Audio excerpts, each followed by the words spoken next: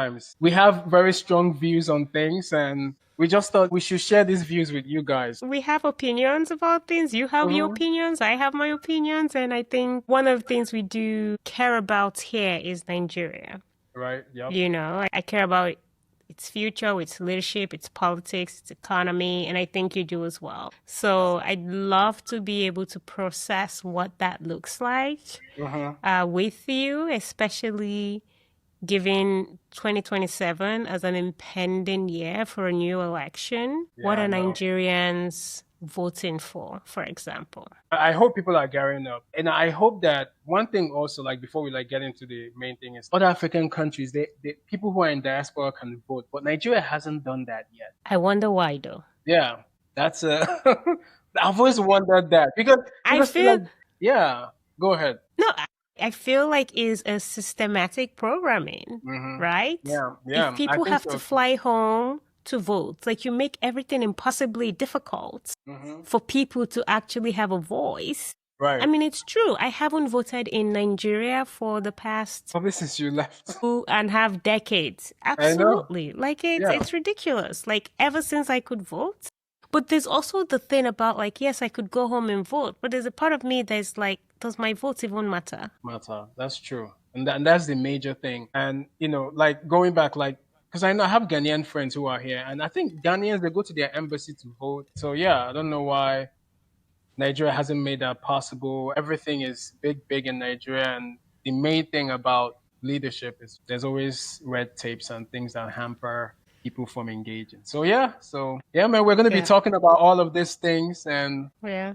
yeah, So let's start yeah, with yeah. religion. I think maybe just to frame this, I think since we're talking about leadership, it's important to break down the things that impede on how Nigerians as people view leadership, what their Right. expectation is of leadership, and how that is demanded or not demanded. And I think like through this, we're going to talk about things like healthcare and education.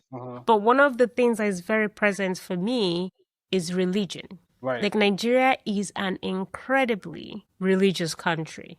Right. On one hand, we have majority Christians and Muslims, and then a very minority group of indigenous religions and sects within the country. But ultimately, it's like you're Christian, you're Muslim. And then that becomes, in some capacity, overwhelming. And when we think about leadership, I've spoken to a couple of people who say to me things nonsense like God will provide. God is not providing. I mean, yeah, it's the religious mindset, and yeah, you're absolutely right. It's even though they're indigenous like religious groups, but it's mostly the Christian and Muslim that are predominantly ruling. One thing I was just going on this path is I know previously in Nigeria they try to make it that if a president is Muslim, then the vice is from like another religion. Like I've heard something like that before, or from another side. Really? Yeah, that's I've read about that before. But it's interesting that the vice president, I think his name is like Kishima or something like that. He also I believe he's Muslim as well. So maybe it's ethnic because I think because Tinubu is Yoruba. I think maybe he's Hausa. But I think Tinubu is a Muslim, right? Is he? I Probably, think who so. knows? I think so. But the point is like, should it even matter? Right, exactly. That's the issue. That's the thing here. Because that's the thing. When we get to a point where we're just like, oh, if you have a Muslim president, the vice president must be Christian. Like, is that where we're at? Like all the nonsense going on in the country. I want to frame this by saying how Nigeria does determines how the African continent fares. It's really that simple from an economic perspective, also from a geopolitical perspective. Right? So if you think about it as Nigeria is going to be the third most populated country in the world by 2050 behind India and China. And then by 2100, that's in 75 years, Nigeria is going to be the second most populated country in the world behind India. We do not have the infrastructure, the governance, the leadership to manage that growth. I mean, we're struggling already as we are, I think, 237 million people. We don't even have the bandwidth for electrification, for education, for healthcare. We need to have proper conversations about what is the vision for the country and what is a distraction to get there. So I have a few questions like we can frame around Mhm. like the conversation we want to have. And the first Right. question I want to ask Ife is, Hmm. how has religion shaped Nigeria's political alliances? And I think you hinted on that when you're talking Hmm. about president must be Muslim and the other guy must be Christian. Okay. Yeah. And to what extent do you think that our leaders exploit faith as a tool for power rather than service? These are like very great discussions. So the first thing is about how religious alliances and how does religion shape leadership in Nigeria. And I think it does. Like it's undeniable. Like religion is a major thing. Even when people are running for office, I think they exploit that religious thing in Nigeria and they use that political coin. And you find maybe in some churches, some pastors begin to indicate that God says this is who we should vote for to make their audience or their congregation believe that voting for this person is coming from God. And you find out that even during elections, it's not far fetched to believe that some pastors are actually paid or some faith based people are Hell paid yeah. to make their congregation vote on a side, so to speak. So I think that religion definitely has something to do. It plays a huge role in kind of the political alliances in Nigeria and election strategy and faith is exploited. Of course, a pastor can pray and say, "Hey, God says this is the leader," and people will believe in that congregation that this is the person that our pastor says who is our medium to God, that this is the person we should vote for. So it is a major issue, Mm. when it comes to election. And the question begs, how can people understand that, hey, yes, if you're religious, you believe in God, that's great. However, you have to look at the person that you're voting for. What policies do they have in place? What is their how have they politicized in the past? If they were a governor, What is how your did they track rule? record? Exactly. What is their track record? So these are the things, and I think just not to sway us from it, but I think that one of the things I will highly suggest in the Nigerian political campaign is debates. I don't think Nigerian politicians have debates like they do in the US and in other Mm. country policies and things like that. But what do you think, though? I think what Nigeria needs in terms of how we choose leaders is track record. I mean, for my I agree. entire life, we've been recycling essentially the same leaders my entire freaking life. Hmm. Now, I have no problem with the same leaders being in office, but what have they done? Hmm. Why are we voting for them? What is the track record, right? If you have a child, give your child to a doctor who has zero track record of results. Like every child they touch die. And you're just like, yeah, my child go. Hmm. So it's like, how are we viewing ourselves within the context of the country? Just to go back a bit about what you talked about with pastors and like religion. I mean,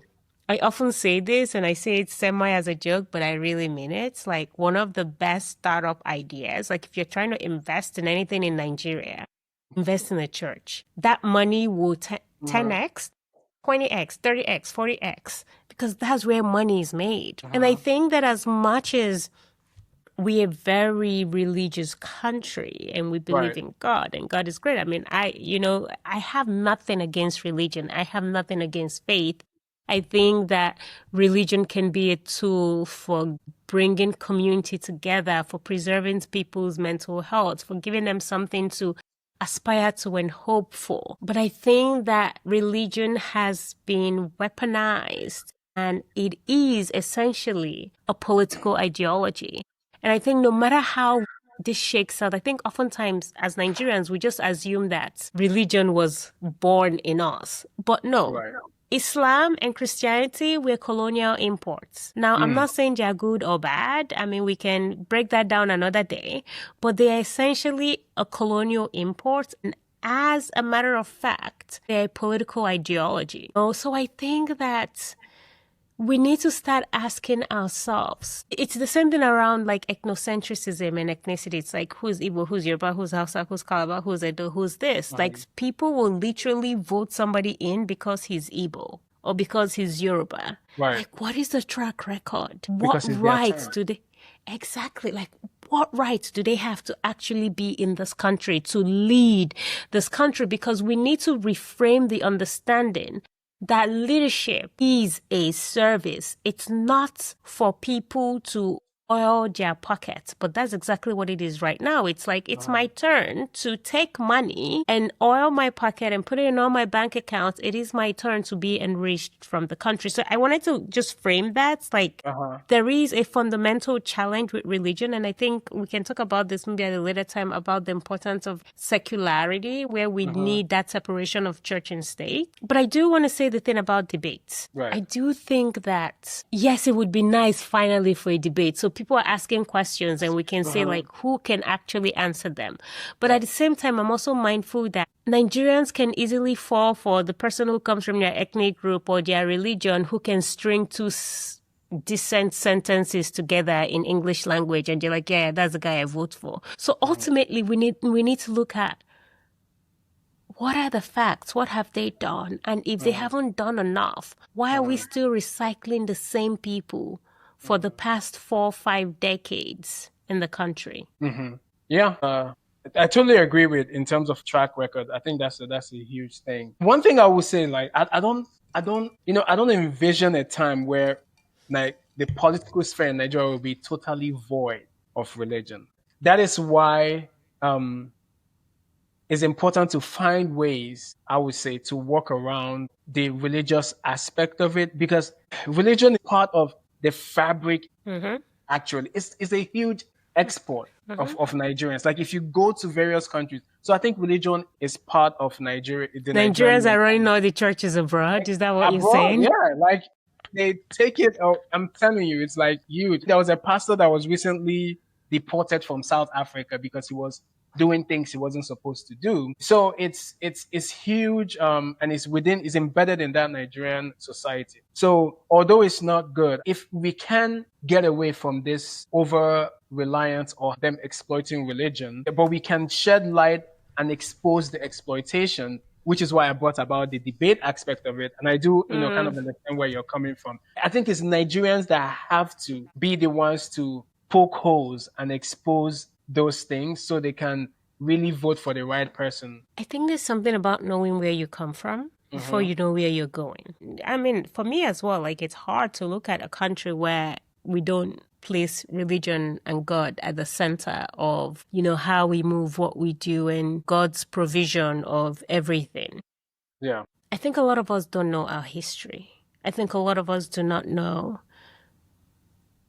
how systematically calculating and violent colonialism was, and especially British colonialism. I think a lot of people know Nigeria post-independence. In 1960, we had independence, and then you had the Biafran War, and then, a lot of us don't know the history beyond that. We know we are colonized, but that's about it. So I think that if we know who we are or who we were, and yeah, we're a bunch of like tribes and ethnic groups brought together. One of my friends put it very clearly, where she said, in Nigeria, we are not Nigerians.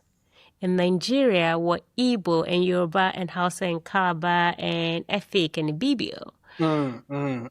We are only Nigerians outside of Nigeria. We don't see ourselves as one. We see ourselves as a divided people. Right. And if we continue to see ourselves as a divided people, we will not start looking at what is this country that we need to create, that we need to fix. Because unless we're about to divide into 28 or even 2 different countries, we have to figure a way to work and coexist together, right? And one of the things that keep coming up for me is, if we look at this country as a business, if you're running a company, how many of these leaders will be the CEO? How many of them would you say, yeah, lead me, because you're responsible for paying me a salary? Because they will run that company right into the ground. But we've come to a place in a country where we do not have faith in governance. We do not think our government will provide for us. There is no social security. There's no safety net. And then we are the lion of Africa, we're this and that. And Nigerians are resilient, But I think we also have to talk about the reality that a lot of Nigerians, yourself, myself, I mean, I do a lot of work in Nigeria, but still, a lot of us are doing amazing work abroad. because also our government has not created an enabling environment for us to come back to and thrive. Right. Yeah. I mean, everything you said is totally accurate. It's something that has shaped leadership in the country. Just like you said, kind of knowing who we are as a country. I think that will help. If people know who they are, that will kind of alleviate how leaders exploit faith as a way to get votes during a way to kind of elections. But So I have a yeah. specific question for you. In a country where we see that Christianity and Islam are dominant, Mhm. how do you think that religious institutions have contributed to unity in the country or the lack Mhm. thereof? Mhm. Or do you think they deepen ethnic and religious regional fault lines? I don't think that they help cultivate any healthy relationships. I think it's all the fault lines. There's always going to be that tension. I think religion in Nigeria is a divisive factor. It increases the lines, and it's not a thing of coming together.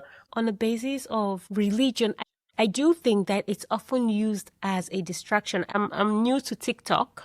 Mhm. So I joined a live just to have a listen where Nigerians were talking about challenges in the country, and it so quickly fell to it's the Muslims or it's the Christians. Can we actually imagine a Nigeria Mhm. that is truly secular, Right. like anything else? That is a precondition for power, as religion is a precondition for power. It can be wielded for good or for bad. A lot of the wars across the world have also been fought on the basis of religion and faith and belief, right? And I mean, I can go into a schmeal. I mean, there is no religion in the world that is beneficial to women, period. Right? So there's a lot we can unpack. But if you look at it from like a cultural perspective, if we hold true that religion is a colonial import, even though it's good in some ways, it is weaponized, unfortunately, as a distraction. It's so easy to come and say, this person is a Christian, why take them seriously? Or this person is a Muslim, why take them seriously? Whereas as a country, what we need to be focusing on is how do I put the best person? I don't care if they come from the gutter. Mhm. How do I put the best person in office to take this country forward where we need to be, where people stop seeing the office and governance and leadership Mhm. as their birthright? I think we are getting to that level. You're more hopeful than I am. We're not getting to that level. We This need to this is this fight is for the, that this, level. this is the reason why I say that, right? Because everything is gradual. In the beginning of this year, I don't know if you heard about it. There was a girl at a youth corps that came online. I think it was on TikTok, and she spoke with passion about how disappointed she is about Tinubu. She called him like a terrible president. It made headlines everywhere. She was popular for like a week. Something came out now that she was disciplined for her opinions, which is bad, right? And I think she also had problems with getting her NYSC certificate because, according to the laws and regulations of NYSC, you cannot make those kind of opinions while you're serving the country, which I understand. No, I don't understand that. I'm sorry. No. But I get it, you don't understand, but every institution has their rules and regulations, right? So we have to, I get it, they have their rules and regulations, but If these are the things we have to question. I'm sorry, no. So, and I'm going to uh-huh, interrupt you there. uh-huh. We can't accept nonsense and say this. No. It's how things are done. So, like, what's that thing? The most dangerous sentence in the English language is like, we've always done it this way. Same way. Every one of us has a fundamental human right to say Mhm. our government, our leaders are not doing what you're supposed to be doing. There should be no gag order, no reprimand for somebody speaking their mind. As long as I'm not inciting people to come to your house and burn down your house, I get to say, when you are a president, when you are a governor, when you are a leader, you work for me. We're not there yet in Nigeria, but that's where we need to be. Exactly, but that's the point I'm making, that we are getting there. Okay, the reason why I brought that example and said we're getting to, from the question you asked me, that we are getting to that level is because of what this girl did. Back in the days, people couldn't do this. It's just like during COVID, they end SARS protests and all these things.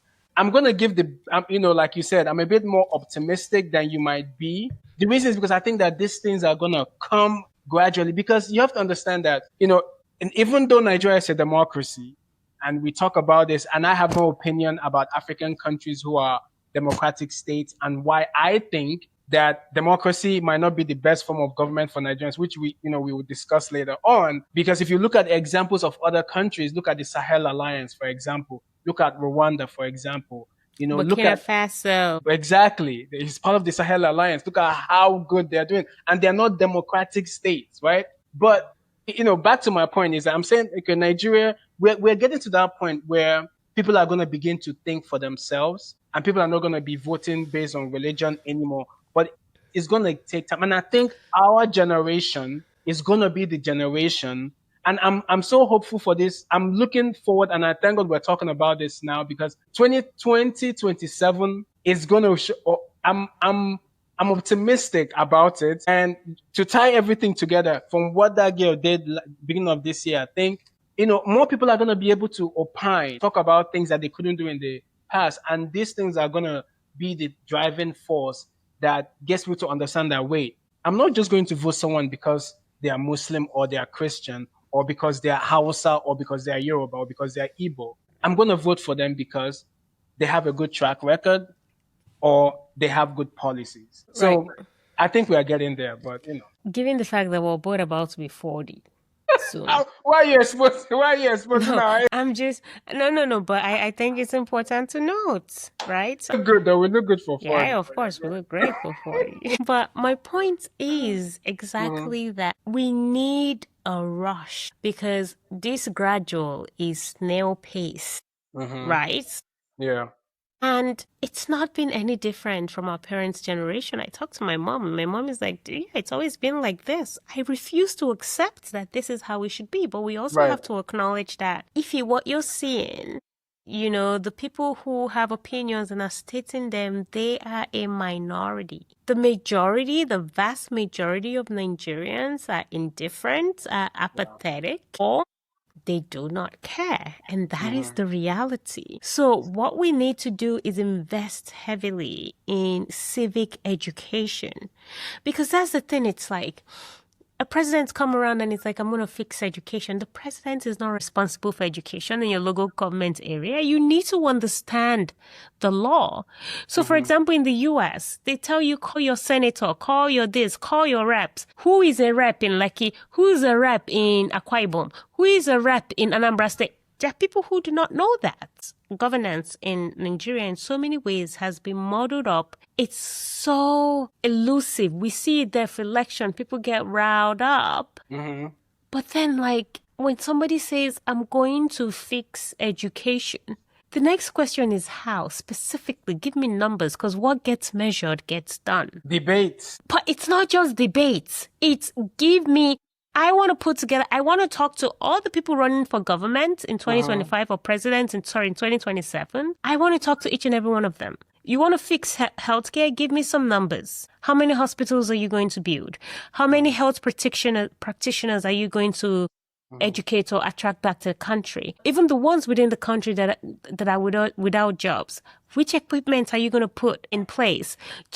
I want to see, because if we cannot measure it, we cannot track it, and they continue to string 2-3 sentences of nonsense to us, and we're like, yay, we feel excited. So I just think Nigerians need to have higher standards, because if we do not know what to ask for, we can't demand it.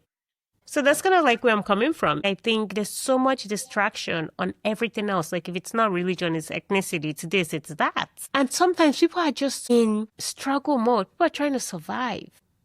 I think that's the main thing, but yeah, I think it's the survival mode thing that you mentioned. That's a very important factor. But yeah, go ahead. Yeah, people are just trying to survive, right? I think that's ultimately what it is. And then I've been talking to a lot of Nigerian women founders lately because of a program we're running on the ground. And I see these women solving problems that the government should have solved. But in the absence of government doing the work that they should be doing, ordinary citizens are trying to fix the bare minimum in healthcare, in farming, in agriculture, in food supply, in logistics. I mean, that's always been the case in Nigeria. I think because like we mentioned in the beginning, Nigerians are very resilient people. So that's always been something that Nigerians have found a way to do. Like if the government is not going to do it, we're going to do it. It's like you Mm. find people in Nigeria building their own fantasy line, Transformers, the electricity. generator, and yeah. So it's just that's just part of the Nigerian mentality, and I think which ties into the fact that Nigeria has become such a society of man. If I want to do it, I can't depend on the government. I do it myself. Yeah, I do it myself, and that affects even voting, even having faith. Like you're talking about your represent, who is the Like I think Nigerians no longer have faith in the system, Of course not. which impacts every other thing. So if people don't have faith in the system, people are used to doing other things by themselves. It's just going to be like, you know what? Even if I vote, even if I come out, nothing is going to happen. So I'm just Yep. going to keep doing what I'm doing to survive. How I'm doing it. So yeah, Yeah. that's out of it. Can we talk a little bit about like the merge or like the intersection of Hmm. ethnicity and religion? Because I think you alluded to it earlier a Yeah. bit. Because religion is just this massive beast, but we also know it has lines along ethnicity. The sense of disunity Hmm. between us as a people. Hmm. But I think that is also indicative of rhetorics.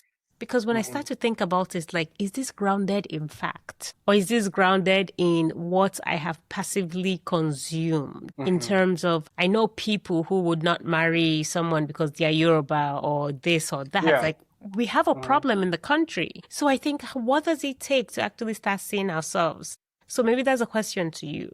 What does it Hmm. take to start seeing ourselves as Nigerians rather than a different kind of Muslim than that Muslim, and then Yeah. different ethnicities and different groups Hmm. of people? Yeah. I think that okay, You're just like jump question. like you mentioned before, what your friend says that it's only when we come outside we see ourselves as Nigerians. When we're in Nigeria, we see ourselves as different ethnic groups. I was recently talking to someone from Rwanda, and we're just talking because I know every African country has tribes and things like that. So I kind of alluded to, okay, what tribe are you from? And she mentioned that there are no tribes in Rwanda.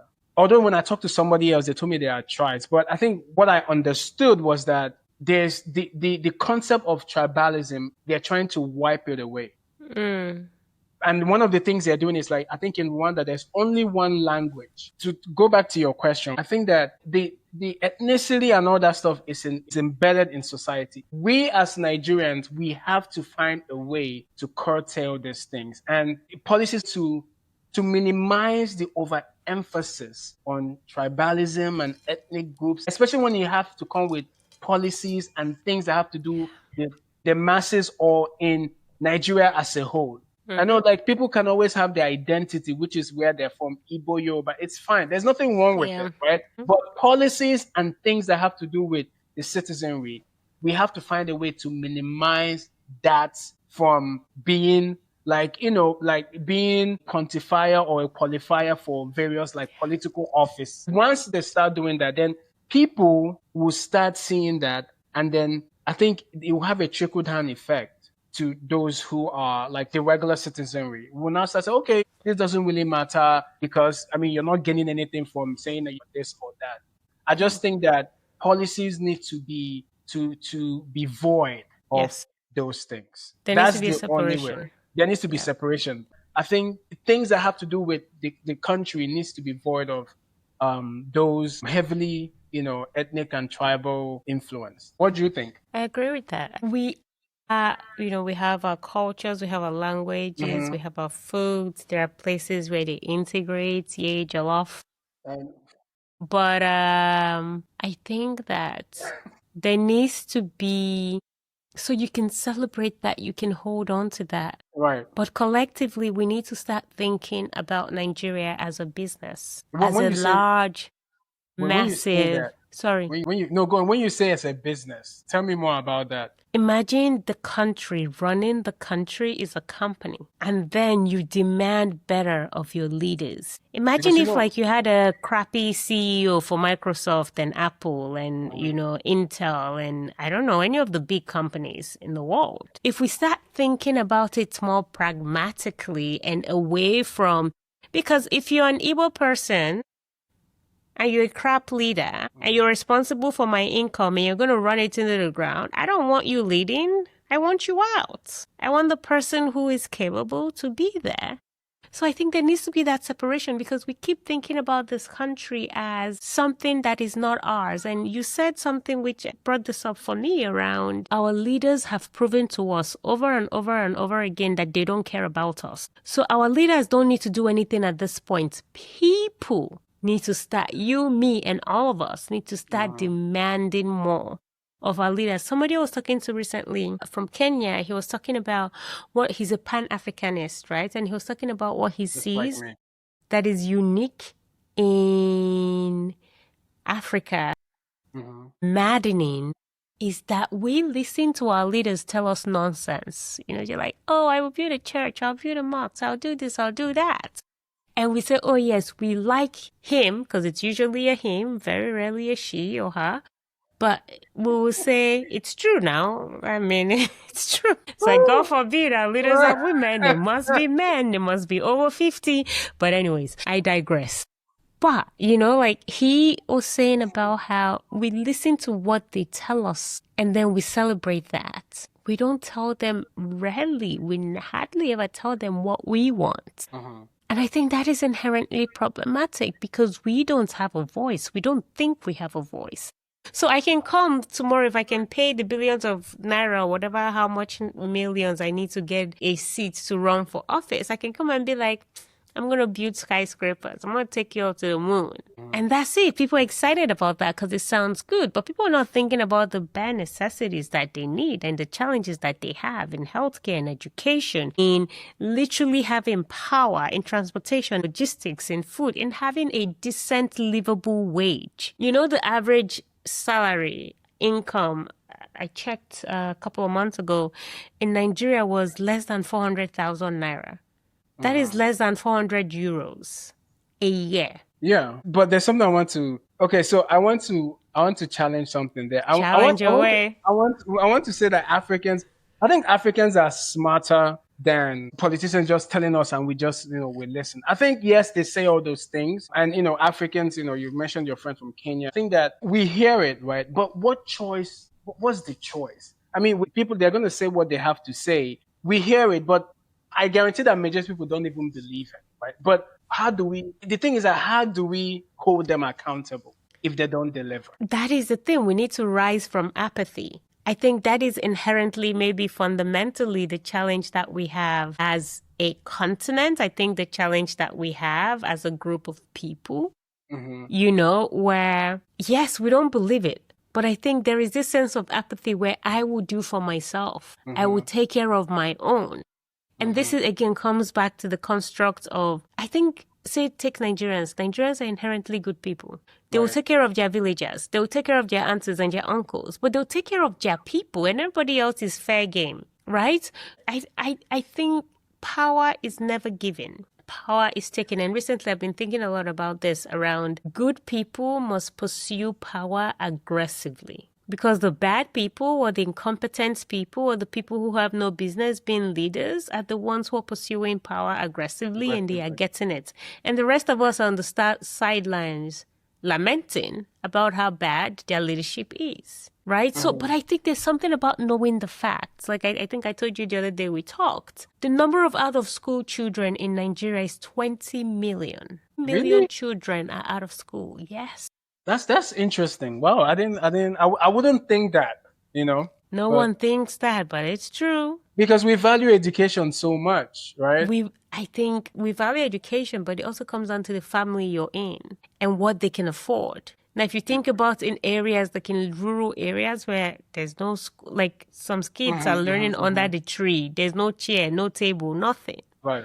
That's a reality for a lot of kids. 20 million. That's a couple of countries. Yeah. And we're not reducing in population, we're increasing. So it's problematic. And so I feel like if people know this, because we always think it's better than it actually is, but it's rarely that way. There's a privilege in being us, the people who come from, middle class and wealthy families, right? Or like above middle class. And We can go abroad, we can do our thing. And we're just like, no, it's not that bad. It's good. We went to private schools now. Like, it's like, no, it's great. We don't know the reality for a lot of kids. That's true. But do you think that if government helps, separate ethnic lines and religion from all that, but do you think that will help with bringing a collective Nigerian identity? Definitely. You think so? On leadership, if we separate the two and we're able to see like Nigeria as a ship that we need to run, Yeah. and all the nonsense and we figure that other bits out. But I think a separation is going to be important. And we need to, on this chat, maybe not today, but I think we do need to talk about ethnicity because that's also a big challenge, right? For a lot of us. It's like, which ethnic group are you from? I think historically, we also need to be able to tie that back to, I mean, you know me, I'm always going to tie it back to history. I think once we know better, we can do better. So yes, but I think secularism is going to be really important. The countries that have done it successfully have made progress. When you say secularism, what do you mean? Because when you say secularism, I'm envisioning that some people listening might think that, okay, you want a country where there is no religion or no moral foundation, right? It's it becomes everybody do what you want.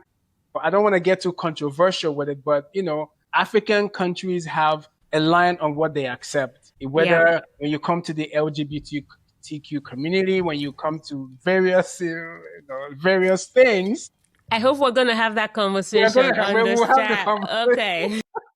Whether when it comes to have that conversation and how women should dress, those kind of things. I remember there was a Nollywood actress, Ngozi Musu or somebody like that. There's a clip of her. She had some people come to audition, some girls, and what they were wearing to her, they shouldn't have worn those kind of things, and she scolded them publicly, right? And online, some people were like, "Why would she do that? People are allowed to wear whatever they want. If she didn't want it, then some people were like, no, those girls, people should be not come out wearing only bra and this and that and there was this kind of debate. So when you talk about secularism, right? So I want to hear from you, like, what do you mean? Let me know. I mean, I feel so triggered by all those things you just said now. I know you. Ngozi Wansuhu. You don't get to police what somebody wears. Like, what the hell? How about we mind our own business? But that's the thing. If you want a secular society in Nigeria, then there's a separation. So ultimately what secularism means is that it's fundamentally a principle that advocates for the separation of religion from state and public affairs, right? So it ensures that government does not favor or disfavor any particular religion or belief system. So there should be no conversation around, he's a Christian, so the VP should be a Muslim. Like, no, it's who is the most competent person to lead, period. Okay. Right? So that's my thing. So secularism in this sense doesn't have to do with secular music. It doesn't have to do with... No, it's just separation of church and states, or mosque and states and religion and states. I remember like when I was in Nigeria one time and I got into a whole argument with like the Sunday school teacher because they had said some rubbish that was not grounded in any kind of fact, right? And then everyone was like there nodding their head. I think the guy was saying something around, if you're a girl over 16 or something and you live with a man, God will punish you or some nonsense like that. I said, what if that man is my brother? I said, yeah, God will punish you too. I said, God will punish you for saying that. They reported me to my mother. I was like, I'm not going to come to this church anymore. This is ridiculous. I have been sitting like in an audience and men, women are talking nonsense. And I'm just like, who are you? How dare you? Like you preach this and people just soak it in. I'm going to deviate from the point, but I also just want to point out at some points, every time when the pastor comes out and prays for barren women, and then you see these women flocking to the altar, like praying, they want God to give them babies. They never for once consider that is the man that is shooting blanks. So I think like, if we're going to talk about religion is fundamentally flawed and there is no religion, not a single one, that benefits women. So women need their own freaking religion. We'll talk about that later on. That's need to unpack. We need to unpack that. Oh, that's heavy. That's heavy. We have to unpack that Every on a religion is later just date. like women shrink. You're insignificant. You're worthless. You're nothing. Mm. Next to a man, you're dust. No. We'll unpack that later on. But yeah, okay. We'll unpack that later on.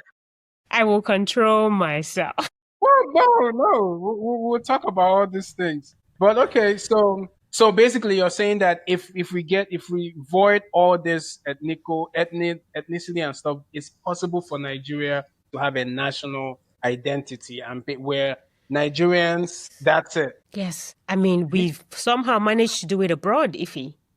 Outside of Nigeria, we're Nigerians. So let me ask you this question: do you think that's why Peter Obi was not elected? I don't know enough about Peter Obi and his election. I do know Peter Obi was previously the governor of Anambra State. Right. My question for anyone running is, what did he do in Anambra State? And how is he going to amplify or multiply that when he runs a country? Right. What did he not do in Anambra State that he should have done? So for any of them, like, I am 100% non-partisan. I don't care who leads as long as it's the right person. I think there was a lot of, like, my husband was super excited about Peter Obi, and my husband is not even Nigerian. Super excited. Just some new blood, something fresh, something different. But something fresh is not the reason why we should place somebody in governance. Yeah, I agree. And something old is definitely not the reason why we should place anyone in governance. I don't care who leads the country. What I do care is you're the best person to lead the country. So to hell with whichever like states or ethnicity or religion they're affiliated with. Right. We need better for the country. We need better for our people. Like, I want to see a country that I feel like my kids can go back to and have a future. Right now, I don't see it. Okay. I mean, I think that's the sentiment that a lot of people will say. But I always like to be a bit optimistic. I think we are getting there. I think we're like the If you were getting there, but that getting there can be in 150 years, and I'm dead by then, and you're dead by then. that's a valid point. But progress. I think progress. Unless we want to radicalize everything, but I think that it's gonna take. There's nothing radical about asking for the bare minimum. We do not even ask for the bare minimum. No, we don't. Tell me one way we've asked for minimum as Nigerians. Like, one way our leaders have showed up for us. But that's the thing. That's what I'm saying. I think Nigerians ask for the bare minimum, right? I think that the government don't show up for us, right? I think the problem here is that I think Nigerians feel so powerless because the office of the government or the presidency, it's like it's my turn. Right? So yeah, that's what it is. It's like it's my turn kind of thing. So I think a lot of Nigerians powerless, but at the same time, I think a lot of Nigerians are beginning to see a light at the end of the tunnel. And the reason is because there are various mediums. Like, we're having this discussion now. People are talking. Hopefully someone is gonna listen to our conversation, and maybe the person always believed in, I have to vote because this person is a Christian or a Muslim, but the person will see that, hey, that is not the reason why I should be voting. I should be voting because this person aligns with what I want. If I'm a businessman, how is this person going to make the Nigerian business environment more conducive for investment? If I'm an educator, what is this person going to do to make sure teachers are getting paid well? And there's no strike. Teachers are not begging for their money every term or whatever. So this kind of things, hopefully that's what people will gain from it. I think that Nigerians are asking for it, but the problem is that they are not just getting it. How do Nigerians begin to really demand and no longer ask for the bare minimum? I think that there needs to be a point where you have more younger people controlling or younger people in charge of some of this, like INEC. And I'm tired of every big position in Nigeria being an old person. Then I think there needs to be younger people who have a neutral stance on things and who really want change, to whether it's counting of the votings and things like that, and just I do want to say though, like younger people are no better. I mean, the few that have gotten into office have not. Which young They've person been. have There's we had some someone young I people? forget his name now who embezzled more, stole more than anybody else. You know, like so. I mean, but I think it's a function of the system. It is. The system is designed to reproduce the same type of people. Mm-hmm. You're there, you know you're there, it's your turn. Oh, how much can you take in 4 years, in 2 years, and well, however much True you're that. there? That's the reality. But I do think when you ask about like what needs to change, what do we need to do? I think we need to start thinking about we cannot demand better if we cannot define better. Mm-hmm. Like for me, like as you know, when things start to nag me, I can't help myself. I need to like Mm-hmm. crack it. So as you know, I've been working on this like citizen blueprints where I Mm-hmm. also for myself want to be able to distill what needs to change. So I've kind of created this list and maybe it's something we can link here where right now Right. I've done education. This was how I found out that 20 million children are out of school as of Uh-huh. 2023. And you know, by 2025, it's more. Yeah. Of course. And 2026 and 2027, it's just getting worse because we just don't have the infrastructure. And I think so. I'm creating these blueprints, like trying to. I'm consuming so much information. I'm reducing it into like hopefully digestible research that people can use to understand what should I be asking for. So when we say things like what does better education look like, or we need better education system, we know specifically we're asking for like access for all. Because there's no Right. access for all. Safe and functional schools where there's desks, there's toilets, there's clean water, there's electricity that no one is learning under trees. We're asking for things like qualified, supported teachers. Teachers are not supported. We need to train, I believe it was 250,000 teachers to meet the educational demand we currently have in terms of like literacy. There's also relevant curriculum. Like we're still learning this colonial nonsense. Are people learning what they need for the future? Like at the intersection of like entrepreneurship, digital skills, critical thinking, right? Mm-hmm. And then things around like transparency and accountability. What does that mean? Public trackable budgets for education. So if the government or my local government area spent less, or you claim that you spent 1 billion naira or 10 billion naira, where did it go? We need to know what we're asking for. It needs to be specific. It needs to be tangible. It needs to be something we can measure. And that's something I'm building currently just for myself, just so I feel less crazy about this whole mess. Is just like, Right. okay. And how can we quantify that? How can we amplify that? Because if we cannot define what better is, specifically with specificity, we can't demand it. But like I agree with the premise of like everything you're talking about. So yeah, I mean you have to know what you want. Yeah. I'm all for that. And I think a lot of people, and like I said it before, I think a lot of Nigerians know what they want, but the problem now is that how is it going to be delivered, and do we trust the system to give us what we want, and how do we create a system that can actually give us what we want? One thing I know is that I just think that the system within the country, it just needs a revamp. It needs someone to come in there. That's why I keep saying that it's democracy. Like when I look at countries like Rwanda, for Paul Kagame is one of my. I think he's one of the. I know people have their things about him. I think he's one of, but there's no Rwandan I've ever met. I say out of 100, about maybe one or two have said something negative about him. They all praise him. They all like what he's doing. I mean, for Christ's sake, Rwanda is like one of the cleanest. The list of like, is it best country? Kigali is, I've been to a lot of cities across the world, like And Kigali, across all the continents in the yeah. world. And I swear I couldn't find a speck of dust on the Yeah, road in Kigali. and this is the thing, and that's where it starts from. And when you do those kind of things, the people will garner around you as a leader and things like that. So I think that there needs to be a revamp of the Nigerian system. We need to have a leader who will come in and just, I don't know, it might have to be a radical approach that this person would take, but someone has to come in there and say, okay, this has not been working for years. We need to change this. We need to change this. We need to change this. And I don't mind the person being in office for 10, 15 years.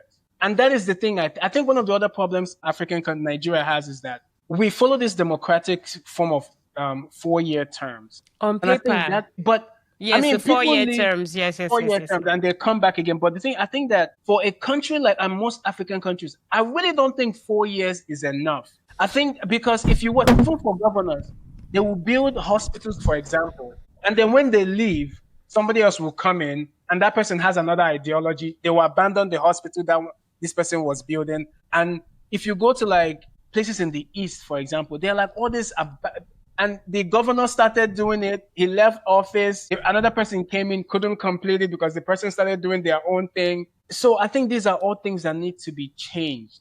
But I don't think it's a function of the 4 years in office. I think it's a function of weak institutions. Because if we have strong Mm-hmm. institutions, it's irrelevant how long someone is in office. There's something called, succession and continuity, Exactly, right? and that's So what I mean by because when I if I say that. sign a contract with you and we Mhm. respect our laws, and that contract is for you to finish a building for 10 years, even when I'm out of office, that contract still holds. I agree, and that's what I'm talking about. The fact that someone needs to come in and revamp this because I don't think that these leaders follow that contract. They don't. I don't think they follow it. I think people maybe need. So, actually, as a challenge to that, I hear you and I agree Hmm. mostly. Hmm. I think maybe we need 2 years each. You think? Yeah. You come in there, you mess around for 2 years, we kick you out. The next person comes in. It's quick. It's like, think about it from a startup perspective. You come, you don't do what you're supposed to do, you're out. We Yeah, pivot, we go somewhere else. that wouldn't be considered a democratic government. I think we can rewrite, and that's one of the things that also African countries need to figure out for themselves. I actually think if you look at countries like Norway, where you have social democracy, for example, or Hmm. socialist countries, it's operated differently. Governance is usually like on a coalition. Hmm. I consider myself Pan-African. You know, we Hmm.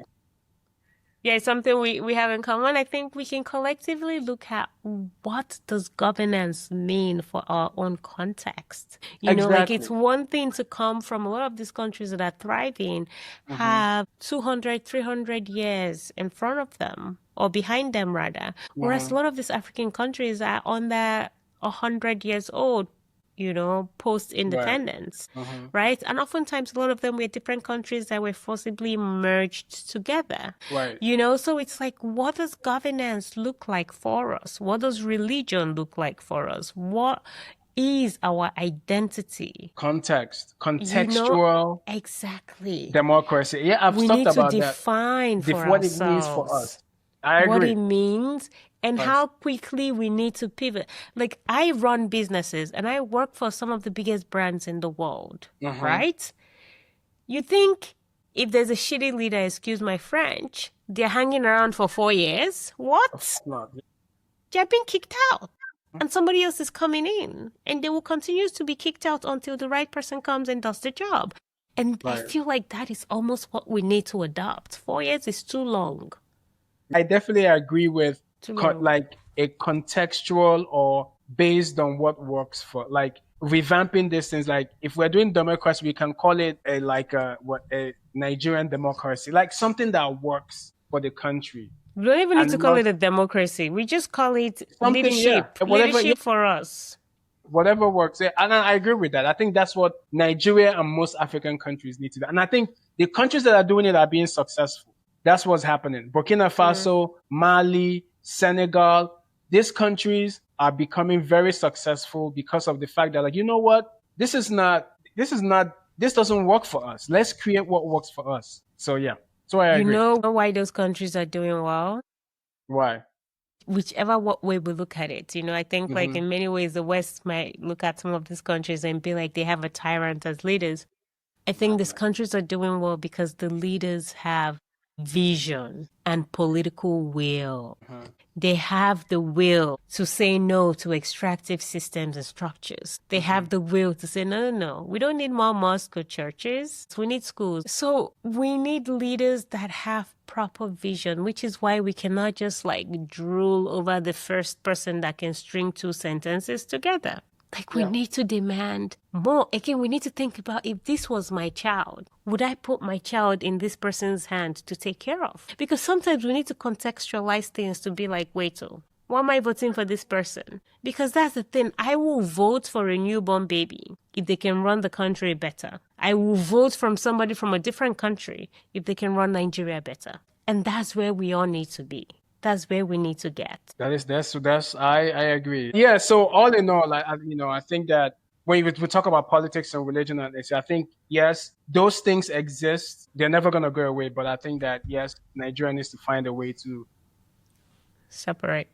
separate it Yeah. and really hone down on. And I think it has to come from above. But we're going to have to demand it because the thing politicians fear the most Hmm. are people with knowledge who have a voice, who know what Hmm. to ask for, Yeah. right? And that is what scares politicians the most. We need to know first. The people need to Hmm. know. The people need to understand. I mean, the president is one guy. Governors are a couple of people, 36 people, right?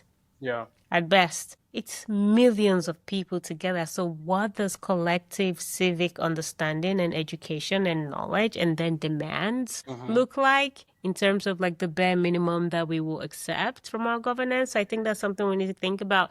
And I do Hmm. want to stress, like, I believe that I'm not one, like, I'm never one to say religion is not good or this person is not good or that person is not doing right by God.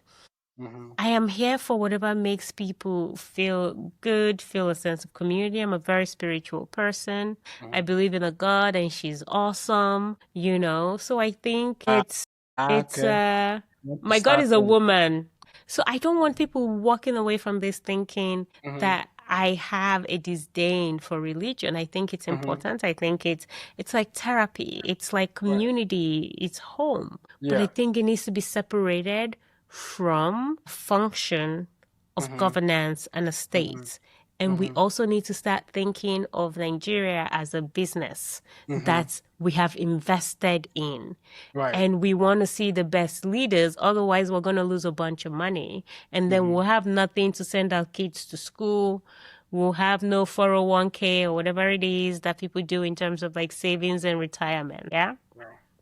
Yeah. No, I think people do understand that, but I just think that most times politicians use that as a way to get votes. And once people Yeah. understand that it's a distraction, and I think that things will Hmm. go, in the right direction. But yeah, great conversation.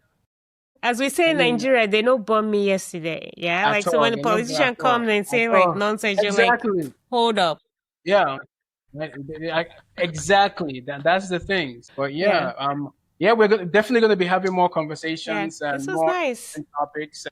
Just keep it locked in and Yeah. keep watching. Let us know what you think. If you have a topic that you want us to discuss, feel free to like add Yeah, I it. was about to And we'll say that. Let definitely us know what we get need to it. break down. We're Mhm. super nerds.